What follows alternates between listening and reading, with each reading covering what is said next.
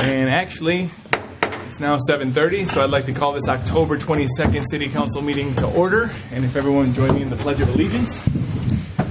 Pledge of Allegiance to the flag of the United States of America and to the republic for which it stands, one nation, under God, indivisible, with liberty and justice for all.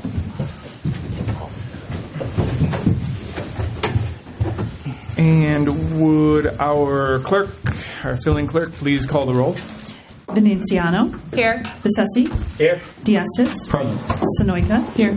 Cannon. Here. Budmats. Present. O'Brien. Here. That means there are 7 present and 0 absent, so there is a quorum. Therefore, members of the audience are reminded that these proceedings are being videotaped for current and future broadcast over the city's cable television channel. First order of business here is to approve the minutes from the September 26, 2019 Special Committee of the Whole meeting. Is there a motion to approve this set of... So moved. Thank you, Alderman O'Brien. Is there a second? Thank you. Are there any corrections, additions, or deletions to this special meeting? All those in favor, say aye. Aye. Those opposed, the ayes have it. The next up is the October 8th, 2019 City Council meeting. Is there a motion to approve these meeting minutes? So moved, Mr. Mayor. Thank you, Alderman Diaz. Is there a second? Second. Thank you, Alderman O'Brien. Are there any corrections, additions, or deletions to these minutes? Seeing none, the question is, shall these minutes be approved? All those in favor? Aye. Aye. Those opposed? The ayes have it. Those minutes are approved.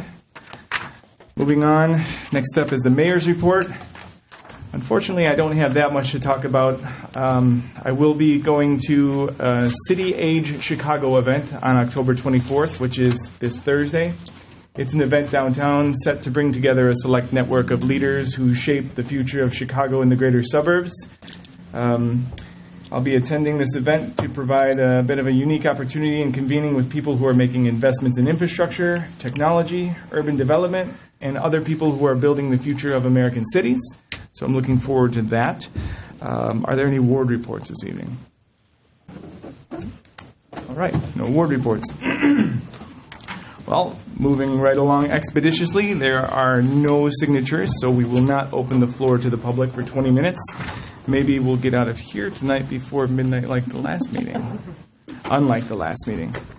That brings us into ordinances pending second reading. The first one we have here is ordinance number 19-44, approved tax levy abatement, the second reading. Is there a motion to adopt this ordinance? So moved, Mr. Mayor. Thank you, Alderman Diaz. Seconded. Thank you, Alderman Sonoyka. Is there any discussion on this ordinance? Seeing none, the question is, shall this ordinance be adopted? Will the clerk please call the roll? Sonoyka. Yes. Cannon. Yes. Budmats. Yes. O'Brien. Yes. Veneziano. Yes. Besessi. Yes. Diastis. Yes. With 7 in favor, excuse me, and none opposed, this ordinance is adopted. Moving on to line item B, ordinance number 19-45, amend section 2-53, censure or expulsion of aldermen.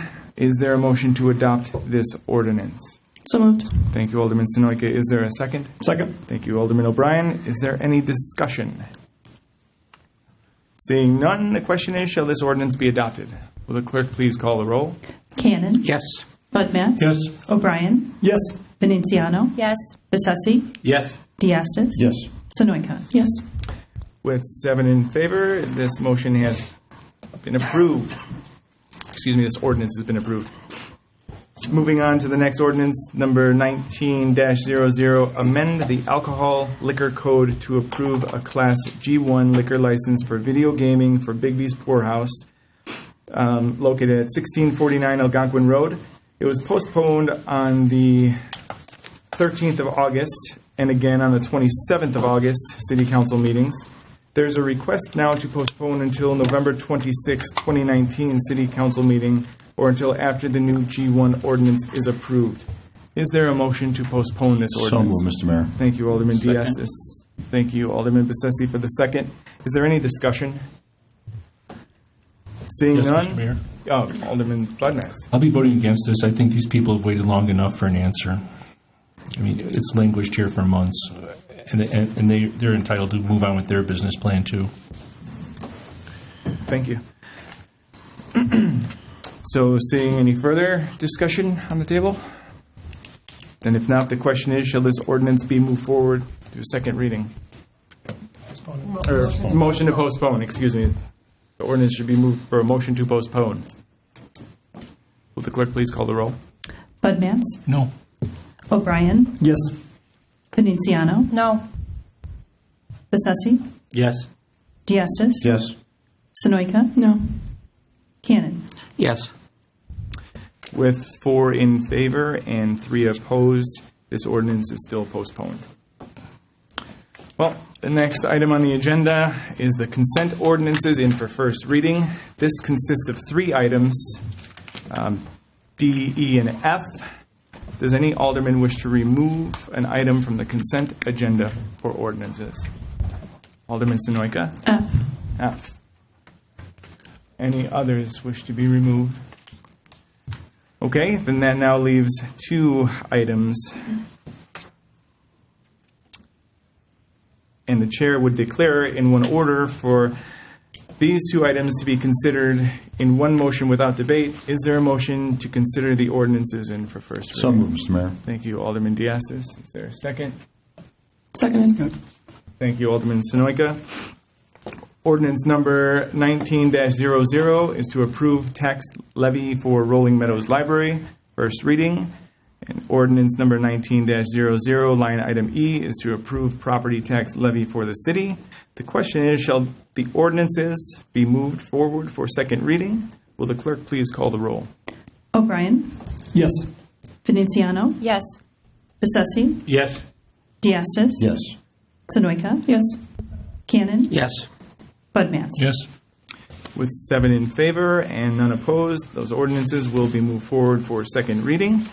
That circles us back now to line item F, ordinance number 19-00, amend section 6-36 of chapter 6 of the city's liquor code regarding G1 license regulation. Is there a motion to move this ordinance forward? I need a motion. So moved. Thank you, Alderman Sonoyka, and thank you for the second. Alderman Sonoyka, you had pulled this one. You're first up. Thank you, Mr. Mayor. I have 3 items regarding this ordinance that I'd like to discuss tonight. The first is at the committee of the whole, we had discussed making sure that our signage code was consistent with what's in our zoning code and in the G1. So in the G1, we have some regulations regarding signage that are perhaps a little bit unclear regarding where the signs can be placed, such as a shopping area. And I would like some guidance from staff on how we can either remove or clean up the signage requirements around the establishment that can then be referenced in our zoning code, either our current zoning code that we have or the one that would be created later on.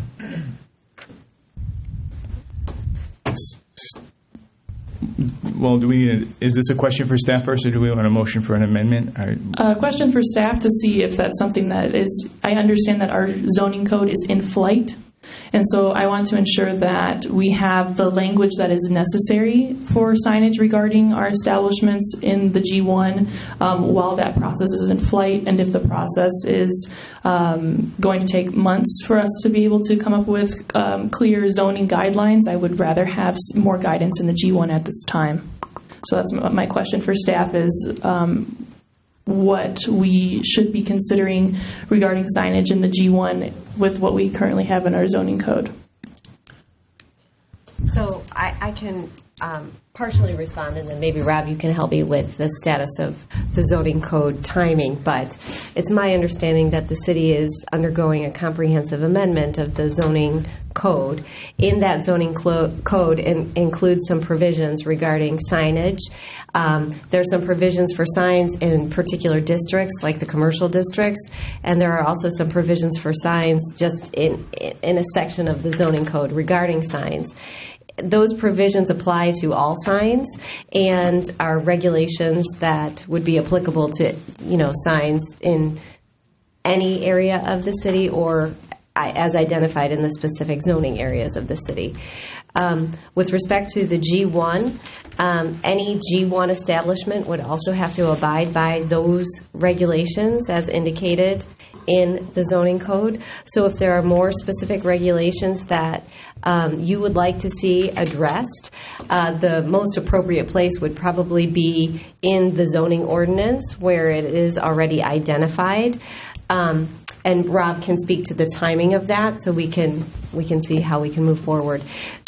Placing it in the zoning code would make it applicable to all business establishments or all signs, in the village, depending on what kind of sign we're talking about. And that is probably a better way to manage signage as opposed to targeting just one type of business. Yeah, I would just say from our perspective, we did note the council's concerns. I think staff has similar concerns in the enforcement of some of these signs. As you indicated, or as was indicated at the Committee of the Whole meeting, those signs are prevalent not only for G1 license holders, but other uses as well. We get complaints on them regularly.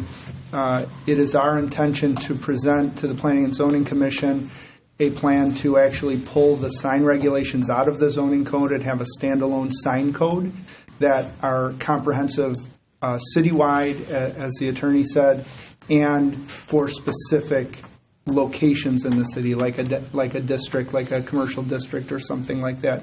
But we definitely want to tighten up the signage regulations citywide. And of specific, with regard to specific signs that are not pleasant to residents. Thank you. That was helpful. Sorry. Just one more clarification, a little bit with regard to timing.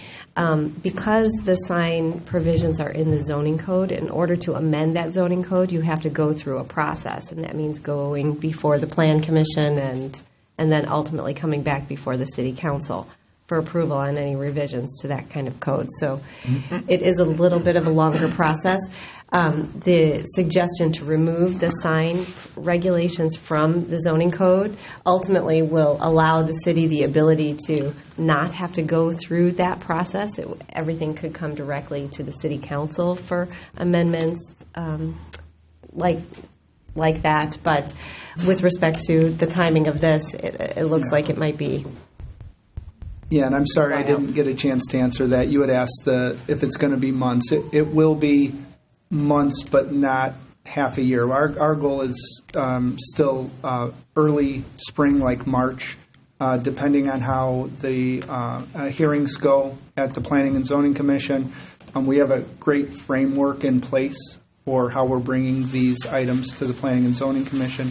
We did miss a meeting last month, but we're back on track this month to have that in November. The first Tuesday in November, we're on track to present a portion of the zoning code.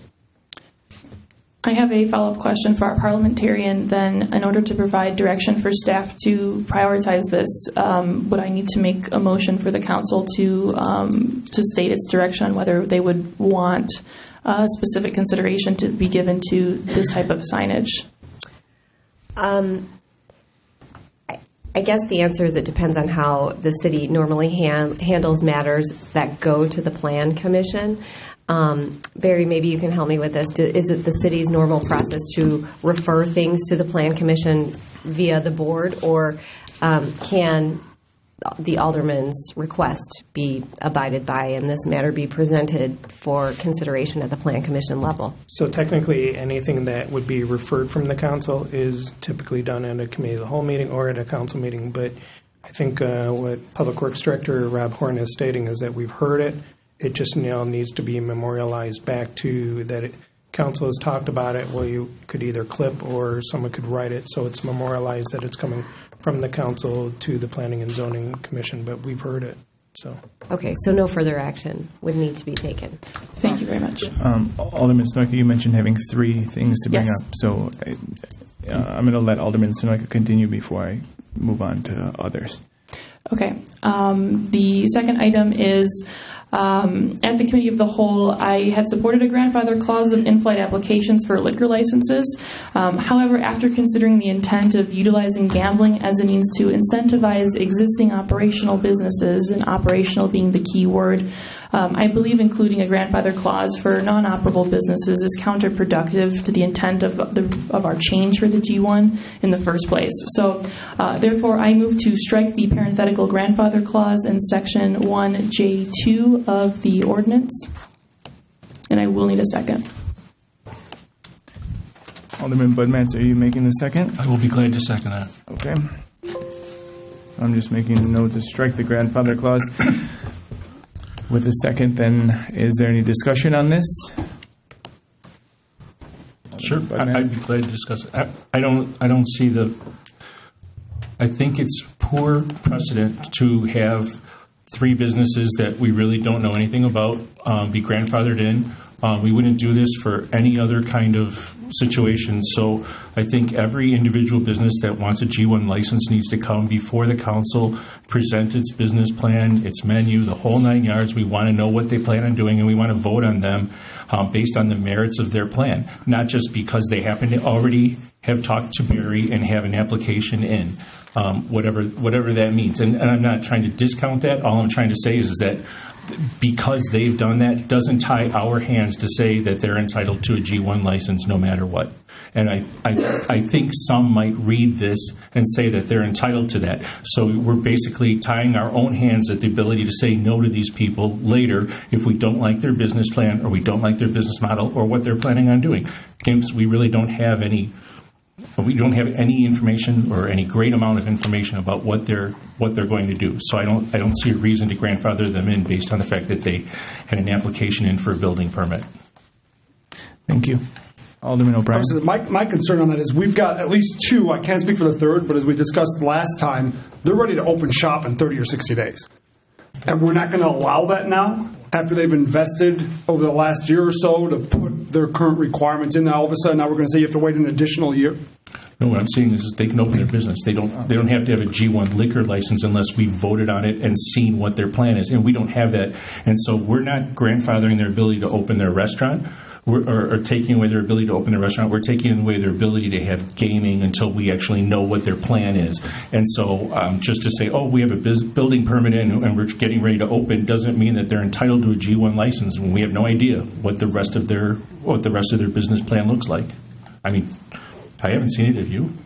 No, I've seen the shop and they're ready to open, but I haven't seen their plan or anything like that, no. Okay, so then why would we say yes without knowing? Okay, so we both have had 2 times to speak on that same topic. I understand, but it is a valid point. We should not just give right away. I think it's a larger chronic issue between communication, between staff and council, and being on the same page at the same time. But I don't think that this is the subject or platform for that right now. But it's definitely time to agree or disagree with this grandfather clause as it stands. Is there further conversation? Alderman Diastis. Thank you. I would have to agree with Alderman O'Brien. We've got 3 businesses that came to us that are basically 2 are for sure ready to open. They followed the rules, and I don't think that what we're talking about is that they have to open up and be in business for a year before they can get their gaming. I think they need to still come to us. They need to show us. They don't have to show us their marketing plan or their business plan, but if the practice in the past has been that the council wants to see their menu, then they should still show us their menu. But I don't think that we should force them to wait a year. I just don't believe that that's the way to do business, and for us to be looked at by the outside world as a business-friendly community. That would send a horrible message that we are not business-friendly. So I will be voting in favor of this, or I will be voting against making them wait a year. Alderman Veneziano. So the other evening at the Committee of the Whole, I had voted in favor of including the grandfather clause. However, after the representative had spoke, something kind of alarming, kind of red flagged, that she stated that they have a lease at at a location in town that they've had for a year, and they're just waiting on what council is going to do with our ordinance. That really raised a red flag with me that there are establishments, and maybe it's one of these three, because she clearly was a representative of one of them, that the intention of what this ordinance was built for was to help restaurants, is not the establishment that they're trying to start. If they're waiting a year and just paying rent on a empty space. And the other ones that are already built out and ready to open, if they're a true establishment of a restaurant, then they should be able to build their business as a restaurant for a year. That was what the intention of this G1 was initially. Thank you. Alderman Sonoyka. As a follow-up to these discussions, we have other establishments that are also waiting patiently for the council to decide. So to state that we're not being business-friendly started when we decided to look at the G1 in the first place. And what we're trying to do right now is clarify and be as fair as possible, given that laws change and modifications happen, and that's part of being a business in this day and age, and probably every day and age. So with regards to 1 year being too much for someone who's already in flight, I ask the council if they would be interested in something less, such as a grandfather clause of 6 months, if that would be something that, if this motion fails, that they would consider. You mean a waiting period of 6 months as opposed to 1 year? Correct. Thank you for that clarification. And we currently have a motion on the floor right now. And so if there's no further discussion, I'll get the call from Alderman Cannon. Thank you, Mr. Mayor. I just want to state my opinion as I stated at the last meeting. I don't know about two of the people that are on the grandfather list, so I'm not really sure where they're at in the process. But I'm very familiar with Sally's, not just because they're in my ward, but the Sally's Executive Management Group came into the city of Rolling Meadows. Barry, you can correct me on the date, but I think it was February of this year, and sat with us with a number of people on staff and asked exactly what would be required for them to fill their space with video gaming and restaurant. These people are experienced restaurant people. They have a high-end restaurant down in the south end of town, the south end of Chicago. They have another fast food type of video gaming place in Berwyn. And I think they have one other, well, besides the banquet hall they have here in Rolling Meadows. So, again, I won't speak for the other two, but that company has done, they asked exactly what they had to do, and we gave them an outline of what we needed to do. They gave us a general idea of what the menu was, but I guess the one comment I make about menus, I don't remember seeing menus from all the rest of the people before we voted on them. So I don't know why that would be important. I mean, I don't think I've been entitled. I have the most boring diet in America, so I don't think I'm in a position to tell people what they can or can't serve. But, again, I won't speak for the other two, but for Sally's, I think it would really be a disservice for them to deny them at this point when they're pretty much waiting open right now. So, I mean, they think they've passed all the stuff with the state, I believe. They've jumped through all the hoops we've asked them to jump through. They've built out the space. They made it, and I might add, it's a space that's been sitting empty for the best of my knowledge about 7 years. So it's a plus for the city. So thank you for listening. Thank you, Alderman Cannon. Question for council. He's had 2 shots at it already. Yeah. But I have. In response to Alderman Cannon's his comments, This is still the same subject, and you did have 2 times to speak. Is there an opportunity for legal clarification, if that's the case? Sure. so in response to Alderman Cannon's comments, if the council wanted to look at each individual application, would we have the legal right to, in the case of a known business entity that's already in town, would we have the right to waive that period for that particular application? It would require council action, specific council action, and possible amendment to the city code. Thank you. Alderman Diastis, you have your hand up. Thank you. The question, the idea of intent of the G1 was brought up, and the intent was twofold. Number one was to give existing restaurants the ability to compete on a level playing field. The other part of the intent was to fill vacancies within the city and to drive economic development. And I believe that that's exactly what has been happening. So if there's 3 new businesses that are going to be taking vacant spaces that have been vacant for some time, I believe that they're fulfilling part of the intent of what was created.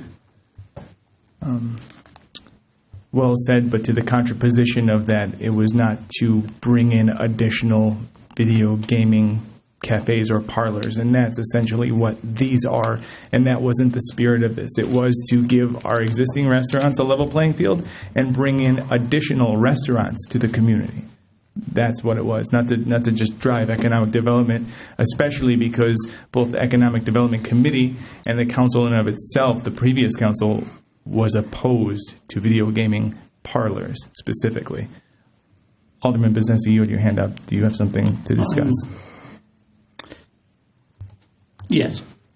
I'm kind of looking at this thing thinking that I would probably be in favor of allowing these 3 businesses to not have to wait.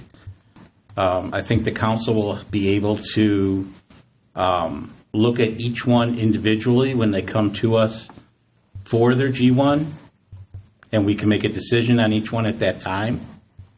And there's nothing to say that we can't say no at that time if we don't like what we're seeing. So I think it gives the opportunity, if we do like what we're seeing, to say yes and let them go on their way and get it done. Thank you. So at this time, we have nothing further to do than to vote on striking the grandfather clause, the parenthetical section in paragraph 2. Would the clerk please call the roll on that? Besnesi? No. Diastis? Wow. Whoa. Are you allowed to tell somebody how to vote? Well, he didn't tell me how to vote. I heard a no. Come on. Are you really going to whisper no to one of the other councilmen and they're going to say no out loud? I'm sorry, are you talking to me, sir? Yes, Alderman Diastis, I'm talking directly to you. I said nothing. I wrote down no on a piece of paper.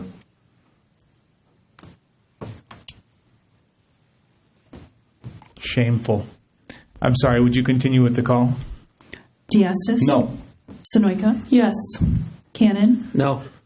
Budmats? How should I vote, John? However you want. Nick? Yes. O'Brien? No. Veneziano? Yes. With 3 in favor and 4 opposed, maybe 3.5 opposed, that fails. What are you Alderman trying to Sonoyka, say? you had a third Wait a question second you wanted here. to bring up. Mr. Mayor, Yes. what are you trying to say? That you took lead from the alderman to your left, and that's all I'm leaving it at. And Well, we're going to that's continue with the conversation. absolutely 100% false. I take offense to that. Because I voted based on what I said I was going to vote on. Prior to this, I said I would vote no, I'll and I let you voted no. finish your piece, and we're going to move on. Alderman Sonoyka, you had a third point you wanted to bring up. Yes. As Alderman Diastis mentioned, the intent of the original G1 was to provide assistance for existing businesses. And I have also received feedback from residents regarding their desire to have gambling, video gaming terminals in bars similar to the stadium in my ward. So, given the underlying requirements of the Class A3 liquor license, which do not state the need for a full kitchen, and our discussion at the special meeting and committee of the whole established that kitchen equipment is not a deciding factor on an establishment's willingness to do non-gambling business in the community, and after reviewing other cities' ordinances, we agreed that instilling a 1-year waiting period is a more effective measurement of potential businesses' commitment to providing services other than gambling. For these reasons, I move to amend the ordinance so that the requirement that an establishment have at least one grill, gas or electric with an exhaust hood does not apply to establishments holding a Class A3 liquor license. I would need a second. Give me one moment while I write this down into paraphrase. Of course. If you could give me a couple words on how to paraphrase the removal of... To amend the ordinance so that the requirement for so I would move to specify that Class A3 liquor licenses do not apply for Section 1J1.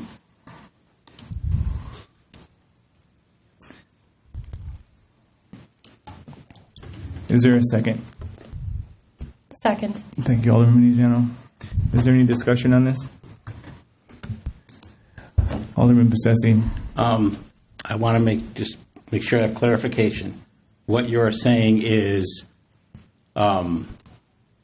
they would not need the hood part of it, or they would not need a grill and a hood? The entire subsection 1, so Section 1J1, where it says have at least one grill, gas or electric with an exhaust hood, to state that this does not apply to holders of a Class A3 liquor license. Thank you. Is there further discussion on this? Mr. Mayor? Yes. My concern on that is the last 3 months we've been discussing what's the definition of a restaurant. And it seems like now we're changing, and it could just be my personal impression that we're switching now, since that didn't seem to go forward, that we want to modify potentially an A3, which our current ordinance explicitly states not operated as a restaurant. Yet for the last 3 months of discussion and debate, we've been trying to say why these are restaurants based on food sales, beverage taxes that have been provided to us, restaurant extra menu enhancements, all of that. And now it seems like we're trying to change the A3, which clearly says not operating as a restaurant. So to me, and it could just be me, that's why I'm opening for other people's feelings, it looks like we're contradicting ourselves as we're trying for so long to say these are restaurants, should be allowed. And now we're saying, well, since it didn't make the criteria of a restaurant, we're going to try and tweak A3, which clearly says, currently written, not operated as a restaurant. But again, I'm open for discussion, or maybe it's just me, and I'm happy to leave it with no discussion, but that's my concern. No, so while you were absent on travel studio work, there was an evolution of the conversation, and yes, historically we discussed the definition of both a restaurant and then defined what the kitchen composition should be relative to a restaurant. But in the last committee of the whole, it was defined that the spirit of a G1 in terms of gaming and gambling, and my memory doesn't go back more than a day in terms of specifics and particulars, but that bars are in the very nature of this G1 privilege. And an A3 is the same type of environment that the very nature of this G1 privilege would exist, much like a VFW beer and pull tabs type of thing. You know, and in the A3, the requirements for their food needs are different than for a restaurant with an A1 or an A2 license. So the conversation has been an evolving one. And yes, you're right, it did start historically defining a restaurant and then identifying the composition of a kitchen relative to a restaurant, but it has since evolved from that time. So to go back and cite just the initial conversation of it and not follow through in its evolution, you're missing a big gap in debate. Second bite. Thank you. Is that what we just talked about, though, within the last 10 minutes, is the initial intent was for restaurants? I think we all agree on that.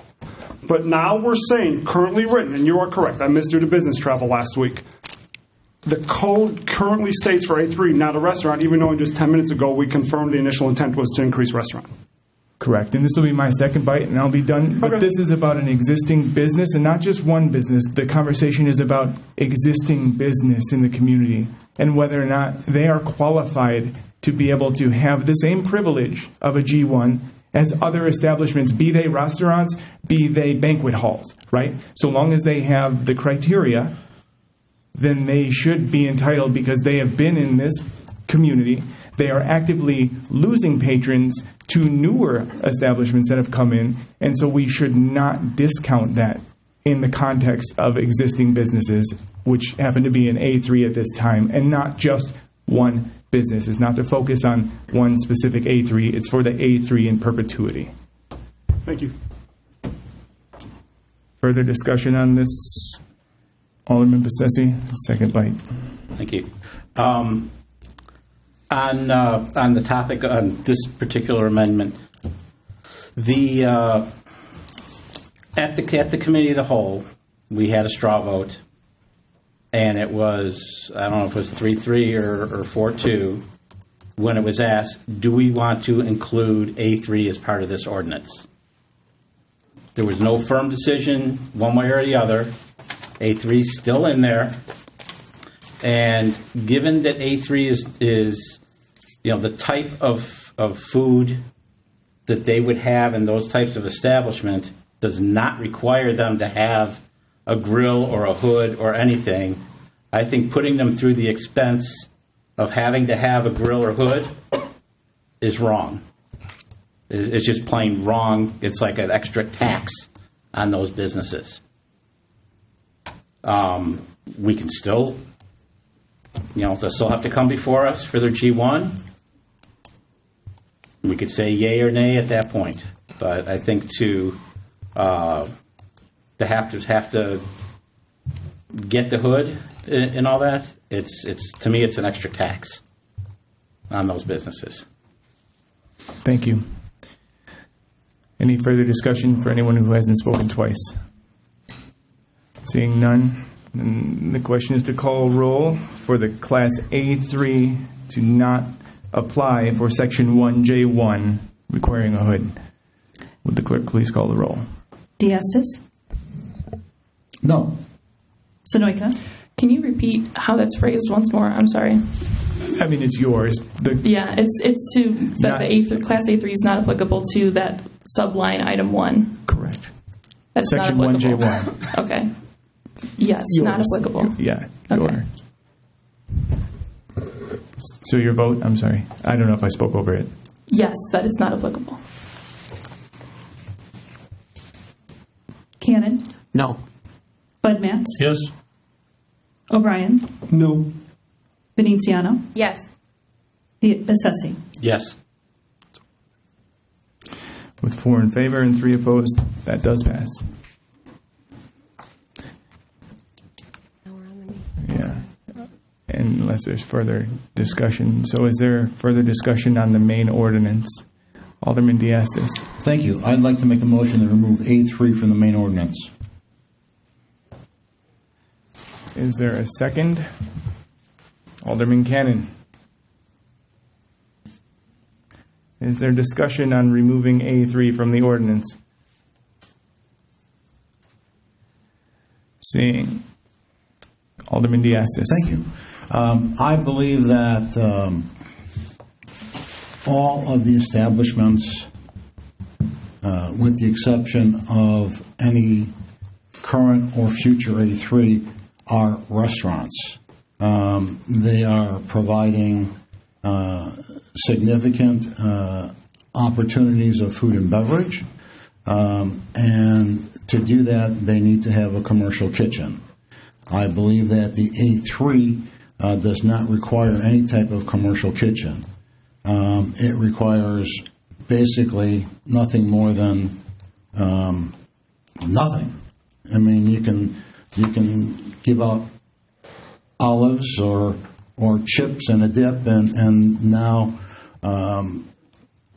the community who did not want to have pure gaming cafes, this council now, with the A3 in there, is giving it to them. So I will not go against what the people of the community want. I will not vote in favor of allowing A3 gaming cafes in our community. Everybody else has a full commercial kitchen and can prepare full food and beverage. A3 does not have that ability. I will not be voting for gaming cafes in our community. Thank you. And to use your words, the council would be at liberty to review the menu, and if they didn't approve of olives, they would just decline it. Alderman Veneziano, you have the floor. So I've said this multiple times. Gaming slots, from my personal opinion, do not belong in restaurants that I take my family to. Yes, we have these parameters that there's walls. However, I take my family there. I don't take my kids to a bar. They belong in a bar, that my kids would never be exposed to a slot machine, as nor would our teenagers in our community. I've had several residents reach out to say, put them in the bars. We don't go there. Put them there. Take them out of our restaurants. And to go to what Alderman Diasta said, to another intention of this ordinance was to further our economic development. If we keep the A3s in, we may just get more bars into the community. Who's to say we wouldn't? Further comments? Seeing none, would the clerk please call the roll for removing A3 from the ordinance? Sonoyka? No. Cannon? Yes. Budmats? No. O'Brien? No. Veneziano? No. Bessesi? Yes. Diastis? Yes. With 3 in favor and 4 opposed, A3 stays in the ordinance. So I believe that brings us now back to the initial. Is there any discussion on the initial? Further discussion? Yeah. Alderman Budmats? I voted for the G1 when it came across the last time. I honestly believe that we would be creating opportunities for existing restaurants. I think the actions of the council in the last 4 to 6 months, whatever it is that we've been reviewing this, has created the opportunity for gaming cafes to come in. We might as well just invite strip clubs and massage parlors if we're looking for a way to make extra money. I'm really disappointed in our council. The fact is that we don't control the signage. We don't control anything about this anymore. And people are going to come in and they're going to make a buck. And because they signed a lease, we're worried about the fact that they should be making a buck. I'm voting against G1. I should have voted against it the first time because it wasn't handled properly, and we left it open by having too many loopholes, and I'll be voting against it now. Thank you. Any further discussion on the original? Seeing none, will the clerk please call the roll? Veneziano? Yes. Bessesi? Yes. Diastis? No. Sonoyka? Yes. Cannon? No. Budmats? No. O'Brien? No. Well, with 3 in favor and 4 opposed, this will move forward to second reading. No, this ordinance does not move forward to second reading. And the current G1 regulations exist as they were originally drafted. Congratulations, council. We did well. That brings us now to new business, and that's a motion to approve payment of bills on warrant for October 22nd, 2019. Is there a motion to approve the warrant? So moved. Thank you, Alderman O'Brien. Seconded. Thank you, Alderman Sonoyka. Is there any discussion? Mr. Mayor, Alderman Cannon. can I just ask a quick question? I noticed, a couple weeks ago we just approved $2,500 for Christmas decorations. I saw we spent $3,700 for lights from a hardware store. I was wondering where we got the extra $1,200.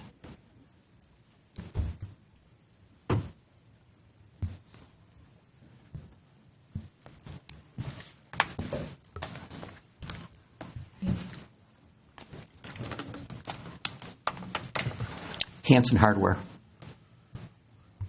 I think it's $37.26 to be exact, I believe.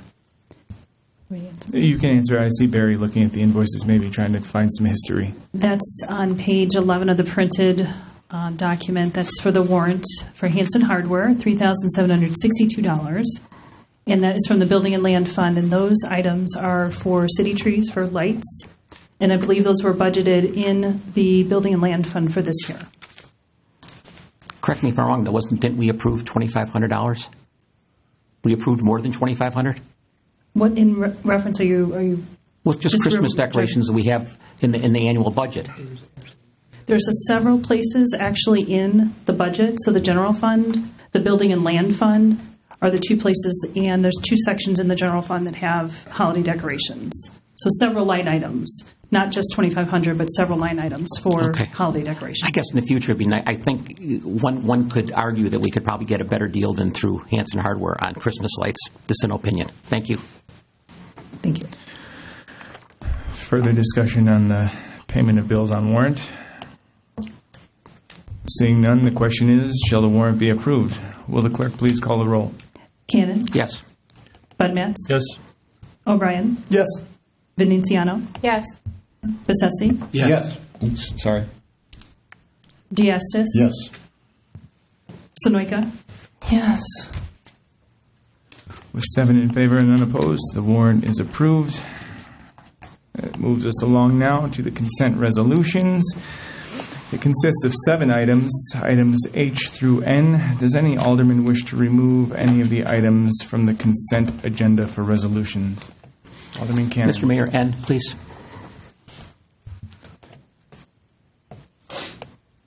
Are there others? Okay. Well, that now makes 6 resolutions, and that's H through M. The chair declares it in order for one motion to consider all 6 resolutions in one motion without debate. Is there such a motion? So moved. Thank you, Alderman Cannon. Seconded. Thank you, Alderman Sonoyka. The question is, shall the resolutions be adopted? Moving on to the first one, H, resolution number 19-R-109, the adoption of updated Cook County multi-jurisdictional hazard mitigation plan. I, resolution number 19-R-110, approve release of closed session minutes and destruction of tapes. Line item J, resolution number 19-R-111, authorize intergovernmental agreement between the City of Rolling Meadows and the Community Consolidated School District 15. Line item K, resolution number 19-R-112, authorize agreement with Township High School District number 214, use facilities during emergency disaster. Line item L, resolution number 19-R-113, to accept sub-recipient agreement for 2019 Cook County Community Development Block Grant. Line item M, resolution number 19-R-114, authorize award of contract for 2019 street maintenance pavement restorative seal application CRF. The question is, shall all 6 resolutions be adopted? Will the clerk please call the roll? Budmats? Yes. O'Brien? Yes. Veneziano? Yes. Bessesi? Yes. Diastis? Yes. Sonoyka? Yes. Cannon? Yes. 7 in favor and none opposed. Those resolutions are adopted. We now circle back to line item N, resolution number 19-R-115, authorized purchase of snow, ice control, road salt for winter 2019-2020 season. Is there a motion to adopt this resolution? Alderman Cannon. Thank you, Alderman O'Brien, for the second. Alderman Cannon, you pulled this one. Thank you, Mr. Mayor. Yes, I just was wondering if Public Works, I had talked to the last meeting or two about possibly reducing the amount of salt we use every year. I was wondering if you had any internal discussions, if there's anything you could share with us, or whatever insight you might give might be helpful. Yeah, Mr. Mayor. I did have a brief conversation with our street supervisor. I did add a paragraph. I think it's the 4th paragraph or 5th paragraph in the memo that talks about how over the last 10 years, due to the equipment City Council has purchased for the department and the highly technical nature in which it applies the salt, we've reduced our salt usage annually by approximately 33%. It's not a technical number. It's an estimate based on known quantities that we used in the past. The community was fairly built out 10 years ago, so there hasn't been a lot of additional roads. So based on what we purchase now compared to what was purchased about a decade ago, it's been reduced by about 33%. Obviously, staff could go back and do more thorough investigation, but that was what I was able to pull in the short time I had to prepare the memo. Okay, thank you, Mr. Horn. I guess the question I was asking, though, is it possible we could recalibrate our trucks so if they were doing 100% last year, so this year they're only dropping 90%? Is that possible, or would that be a safety issue? It goes to level of service. So what the community would be comfortable with, the timeliness right now, this community is pretty well respected as far as its snow removal operation. I would be concerned by affecting that, by reducing the amount of salt we put down. We certainly could look at other means and methods to reduce salt usage. There are other practices out there. I think sometimes the cost savings are flawed because they don't tell you the money they waste when they put it down and it doesn't actually snow. There's certainly other alternatives we can look at, but it's a more time-consuming evaluation than just over the last 2 weeks. Okay, thank you for your answers. I guess I would hope that the department would try to do everything they can to minimize the amount we use. That's all. Thank you for... Agreed. Thank you. Thank you. I do agree with Alderman Cannon. Let's, in the future, take a more calculated approach to determining how we can most effectively use the resources without depleting the service level we're known for. Mm-hmm. Is there any further comments or discussion on this resolution? Mr. Mayor, just from my own knowledge, Director Horn, I know that we've got a part of our contract is purchasing 80% of what we're thinking. How long is that term for? Like if we were to have a heck of a stockpile, this year was a mild winter, are we still obligated for the next 3 years of the contract term to buy 80% that we could be sitting on a ton of salt? It's an annual contract. It's annual, that okay. We do annually, yes. Thank you. Any further discussion? Seeing none, the question is, shall this resolution be adopted? Will the clerk please call the roll? O'Brien? Yes. Veneziano? Yes.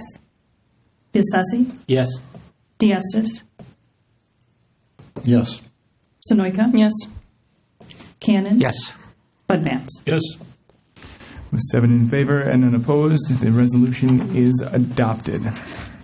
This brings us on further to other business and reports. I have no appointments to make at this time on this date. I don't have any proclamations. Is there any city clerk's report in absentia of the city clerk? No, we don't have anything Wonderful. at this point. Then that'll bring us now to city staff reports. Community items of interest would be the first line item here. Manager Krumstock. Thank you, Mayor and City Council. Obviously, before you, we have items that go on. Obviously, it's a 5th Tuesday of the month, so it has a little delay on some of the other pieces. But we do want to thank everybody who made it to the open house at the fire department that was conducted on Saturday, October 12th. It was windy and cold, but it was a nice event that we had. And obviously, on Thursday, October 24th, coming up, from 9:30 to 11:30 a.m., State Representative Tom Morrison, in partnership with the Palatine Township Senior Citizen Council, will be conducting a free senior fair. This will be conducted at the Palatine Senior Center at 505 South Quinton Road. Please contact them at 847-202-6584 if you would like to know more about this senior citizen fair specifically that they're doing. Obviously, this Saturday, the Rolling Meadows Police Department and DEA will be scheduling a National Prescription Drug Take-Back Day for, again, it's from Saturday from 10 a.m. to 2 p.m. in the City Hall parking lot, 3600 Kirchhoff Road. This is a great opportunity for those who missed previous events, who have accumulated since we've done the last time.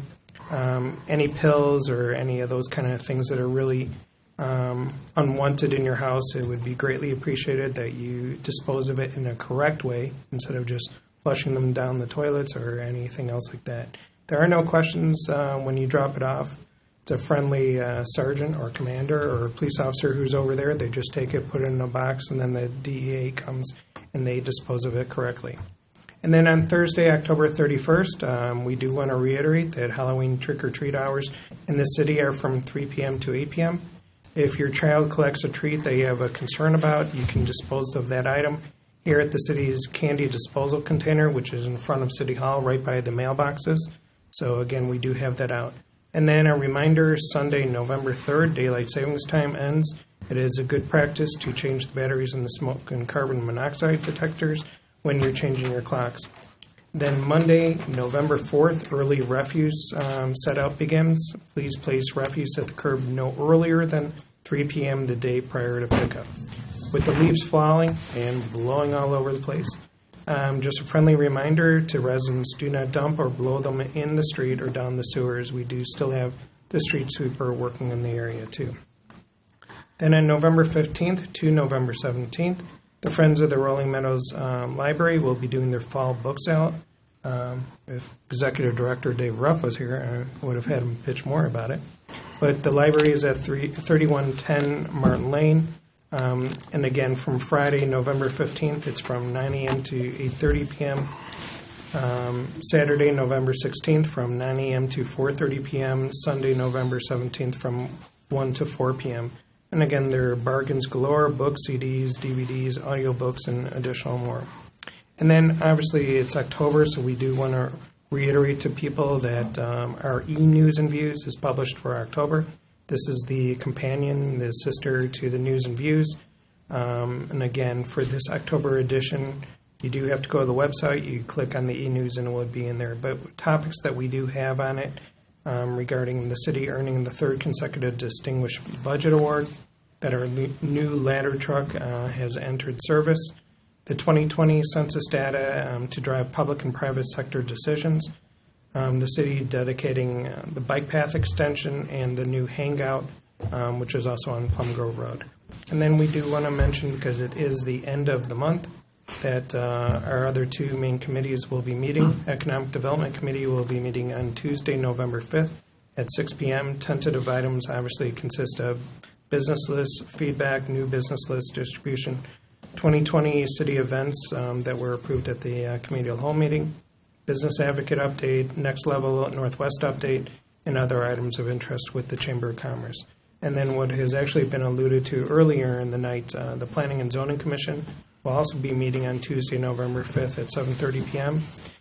There are 6 public hearings or items of discussion that are tentatively scheduled, and they consist of a text amendment for to the City of Rolling Meadow Zoning Code of Ordinance Section 122-221, allowing microbrews in a special use in the M1 manufacturing district. The City of Rolling Meadows is the petitioner. You won't see me petitioning it, but obviously staff will be doing that. And actually, this was continued from the October 1st meeting. There will be a text amendment for the City of Rolling Meadow Zoning Code for Ordinances Section 122-221C12 and 1222-221C13 to allow recreational marijuana cultivating and dispensary facilities in the special use in the M1 manufacturing district. The City of Rolling Meadows is also on the petitioner on that. That was also continued from October. There will be a special use to allow a microbrew at 5100 Newport Drive. That's in Unit 7. It is in our M1 manufacturing district. Steve Skowatz from Leaky Keg Brewing, LLC, will be the petitioner on that.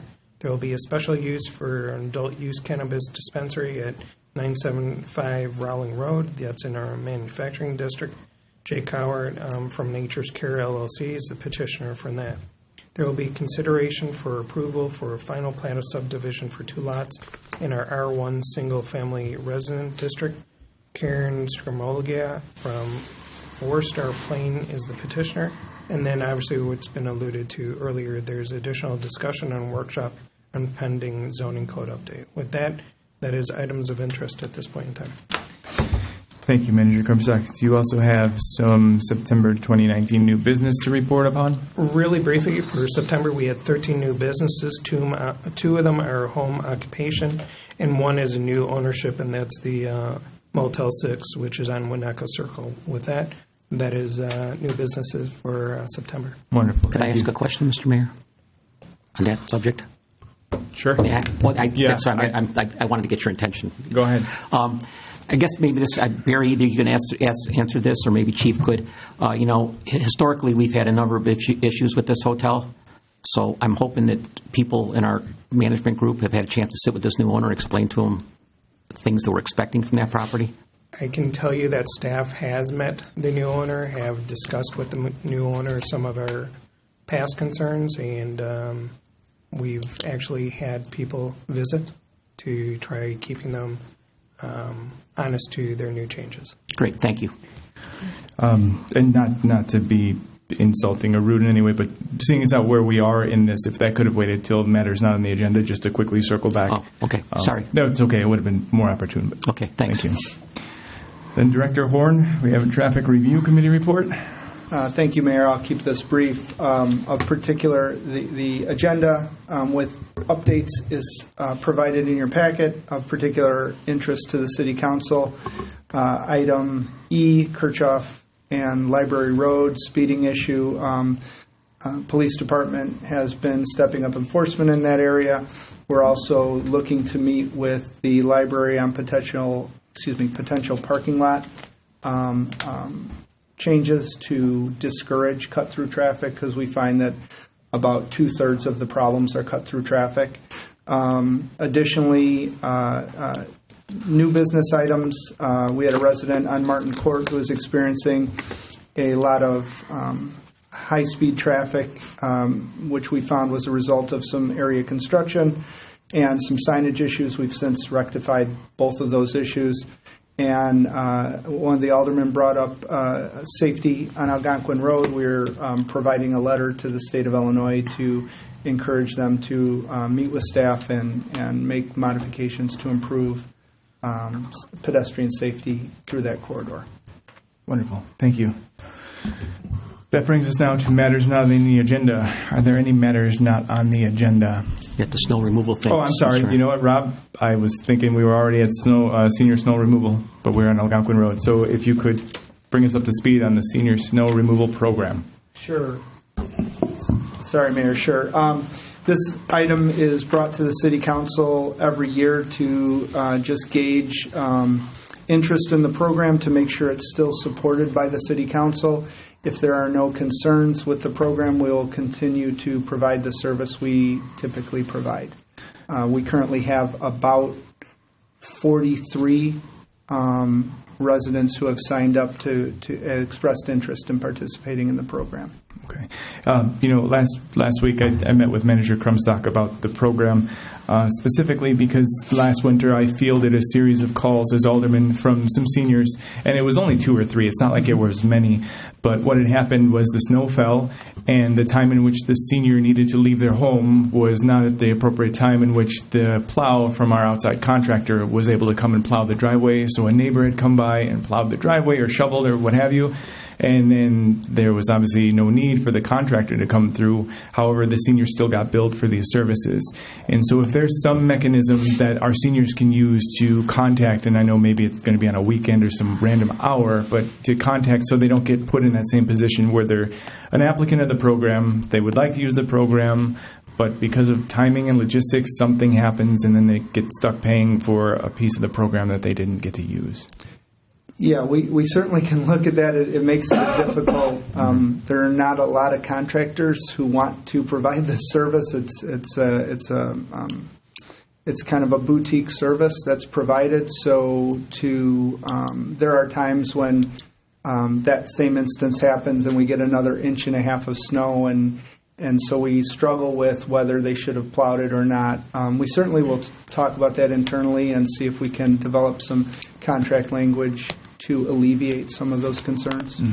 And if not alleviate, maybe make opportunities for a return trip after the payment's been rendered, or if there's some point of contact, if possible, to use the same subcontractor for the same regions within the area, so that way they know who their designated plower is, or snowplow driver is. Yeah, I didn't mean to interrupt. We actually do that. Both the contractors are very cognizant. At least one of them is local resident, and they definitely give their customers their direct contact information.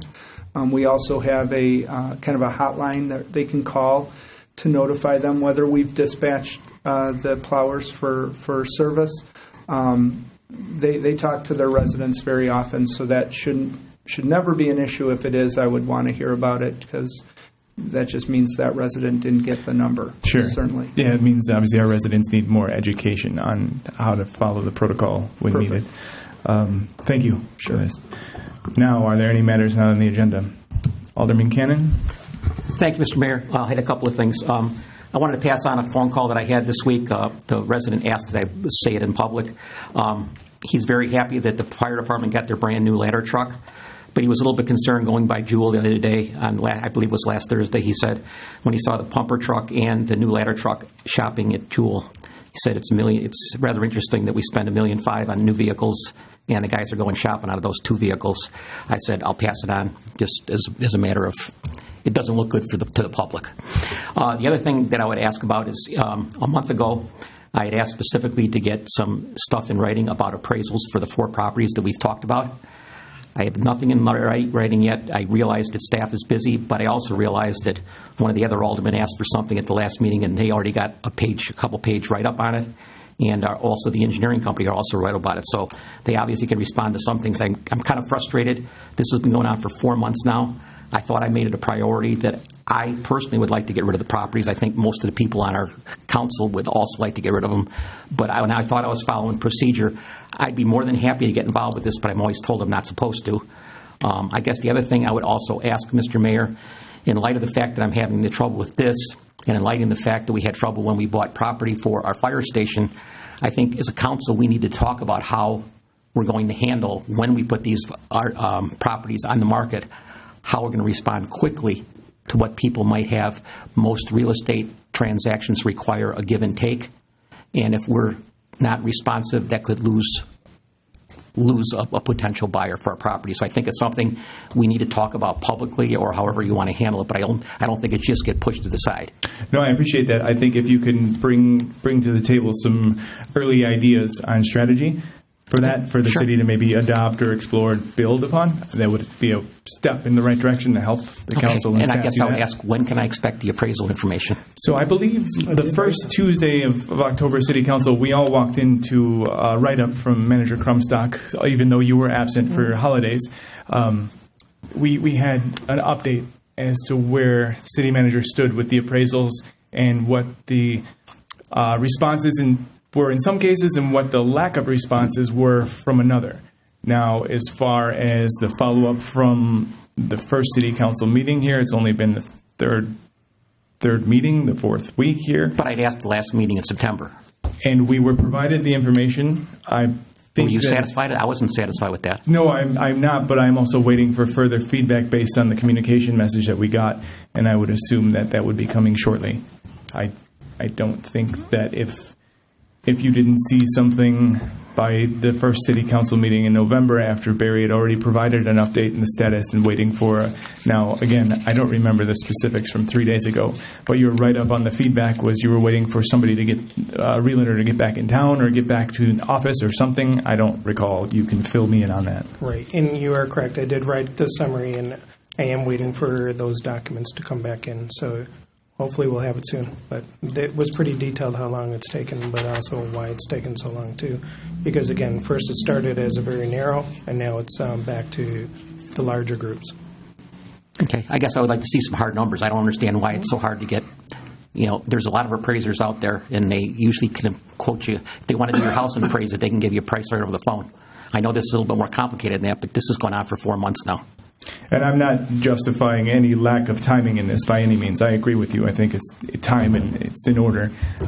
Maybe you could put a little bit greater sense of urgency on those whom you use. Otherwise, we can outsource additional vendors for this service. Further matters not on the agenda. Alderman Sonoyka. Thank you, Mr. Mayor. In preparation of the 2020 census, the city formed a complete count committee to assist state and federal efforts to ensure that the city of Rolling Meadows citizens and residents are properly counted. With billions of dollars on the line in federal funding, if we undercount and the impact that these counts have on our city's capital improvement projects and other funds available for those capital improvement projects, the council cannot emphasize enough how crucial a complete count is. So the Complete Count Committee is looking for volunteers. If you are interested in leveraging your community contacts and research skills, please contact me directly at ward7, WARD, @cityrm.org. Thank you. Alderman Veneziano. Thank you. So I was actually in a couple residents' home this last week doing follow-ups out of discharge from the hospital, and they had inquired about our fire safety program, and I couldn't really tell them a whole lot of information, and then they asked if I can install their fire alarm or their fire smoke detector, and I said, no, even on a very tall ladder, I can't do that. So if you could possibly get us some more information on that, that would be really great. And what I would actually tell you, Mayor and City Council, is actually if you call the office, they're more than happy to schedule it, and they do it on duty, obviously, but they're more than happy, and they have plenty of fire alarms and those kind of things still from the grant that we received. Thank you. Any other matters not on the agenda? I am going to bring up one matter that's not on the agenda, and it's from this evening's meeting. It's been quite eye-opening, to say the least. I think tonight's situation is a bit of a deeper issue when it comes to city staff and city council communications. Staff does a wonderful job providing council with weekly notes and packets of information. But for reasons unbeknownst to me or to any of us here, it seems like the most critical information sometimes slips through the cracks. Whether it be a new entity looking to come into the community or just a given situation in the community that has a certain gravity or significance. And I don't know that it's to any one person or any one group of people's fault, but I do think that we need to work at developing a communication strategy between city staff and the council that can keep the council up to speed with some of the more critical pieces, specifically when we have new businesses coming in. Naturally, new businesses are going to approach the city staff before they approach city council, and that's completely understandable. But it should be respected and reciprocated that city council brings this in, or city staff brings this to the council as soon as possible, so that any expectations by either the city staff, the city council, or the new entity coming into the community are all aligned on the same page or from a common vision and perspective. Because I see oftentimes we are disconnected, and that only goes back to harm our city as a whole. And I think we need to develop some sort of strategy to get greater timing, transparency, and even, again, those expectations of what's communicated and what the outcome should be or would ideally be. And I don't know what that looks like right now, but I will work with the city manager on developing a strategy so that these communications are aligned and in line so that we don't go through times where businesses end up being frustrated, the council is frustrated, or staff, more importantly, is frustrated because all of us are disconnected and fragmented. So I do want to develop some sort of communication strategy on critical components for the city. With that, that's all I have to say, and if there's no other to adjourn. No other please matters, then I would make a motion to adjourn. And Alderman Cannon, I believe you made the first. Is there a second? This meeting's adjourned. All those in favor? Aye.